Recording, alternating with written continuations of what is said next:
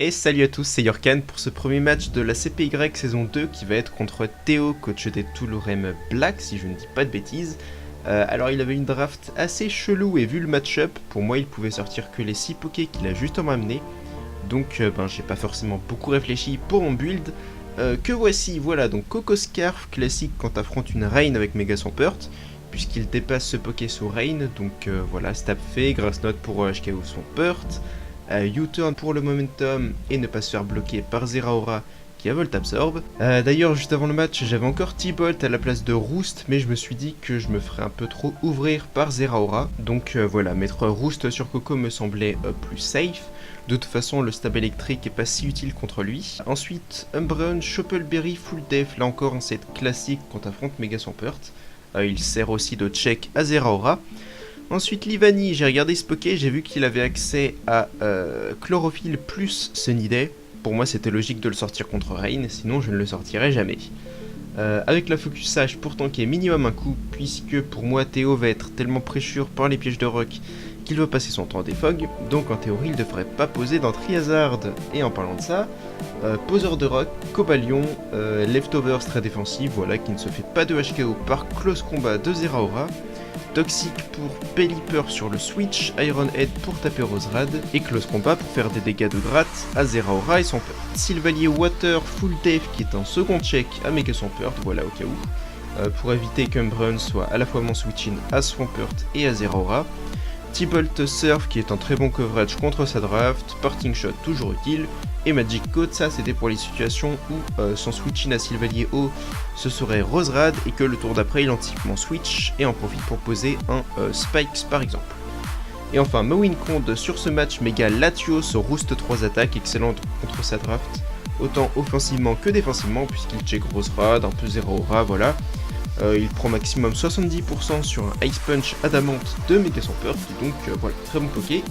Et du coup on va start le match. Un lead Zeraora est assez obvious de sa part, donc je vais pas lead Coco, déjà pour ne pas lui révéler mon Scarf dès le début, mais aussi pour ne pas lui donner le champ électrique qui lui donnerait justement un avantage. Donc je vais lead Cobalion pour mettre les pièges de rock, et là c'est le drame, il va miss Focus Blast. Alors un miss qui va avoir beaucoup d'importance évidemment, puisque je vais pouvoir lui infliger 50% de sa vie avec mon Close Combat, chose que normalement je n'aurais pas pu faire, puisqu'il est spé quoi, donc il me de HKO. Donc j'aurais dû switch sur mon Latios je pense, et à partir de là le match aurait été bien différent. Ici je vais aller sur Coco pour lui mettre un U-turn qui va le mettre dans la range de Shadow Ball de Latios et qui du coup me protège d'un switch de sa part sur Jirachi, chose qu'il va faire. Et là je chope une SPDF drop. Alors, pour Théo ça a changé pas mal de choses, pour moi pas vraiment. Le set de Jirachi c'était Wish Protect, Calm Mind, Psyshock, donc premièrement il touche pas Latios, deuxièmement il touche pas Umbreon.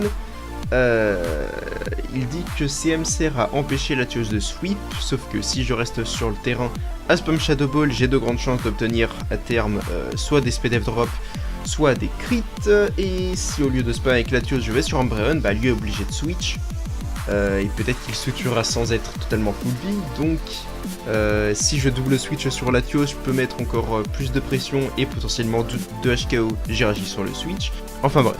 Du coup il va aller sur Ditto, je sais qu'il touche pas Umbreon, du coup je vais faire full play puisque ça touche bien tout le monde. Et ça tombe bien puisqu'elle est sur Jirachi en anticipant un wish de ma part, en pensant qu'il pourrait lui-même wish up son poké. Du coup, eh bien, il est obligé d'aller sac Ditto. Ensuite, il va amener son Pelipper pour défog. Je me dis que c'est l'occasion de remettre la pression avec Latios. Ici, je pensais qu'il aurait peur de Thunderbolt, mais j'avais oublié qu'avec Ditto, il avait vu tous mes moves. Du coup, eh bien, ici, en anticipant un switch de sa part, je vais faire un roost complètement inutile. Et au deuxième Hurricane, je vais me faire rendre confus. Du coup, eh bien, vu l'importance de Latios, je vais pas risquer de me frapper dans ma confusion. Je vais aller sur Umbreon pour taper un Wish, et lui va aller sur Zeraora, alors je sais pas ce qu'il avait anticipé en faisant ça. Mais je vais taper full play plutôt que Wish au cas où il dévoilait un Z Focus Blast, voilà. Mais il va faire Volt Switch sur Roserad pour mettre des Spikes, petite erreur de sa part puisque ça me permet de remettre mes pièges de rock, ce qui fait que Pelipper meurt des rocks et ne peut donc plus poser la rain, voilà. Je vais sur Latios pour me soigner, lui va sac Pelipper en oubliant qu'il meurt avant d'activer son talent. Du coup, eh bien, Latios va pouvoir clean la game avec ses attaques. C'est donc une victoire 6-0 contre Théo, GG à lui, et désolé pour le axe. J'espère qu'on va pas axe tout le monde, qu'on ait au moins une victoire sans axe, ce serait sympa. Mais du coup, j'espère que vous appréciez cette vidéo, et on se retrouve dans 2 mois, évidemment, pour la semaine 2. Et moi, je vous dis à plus.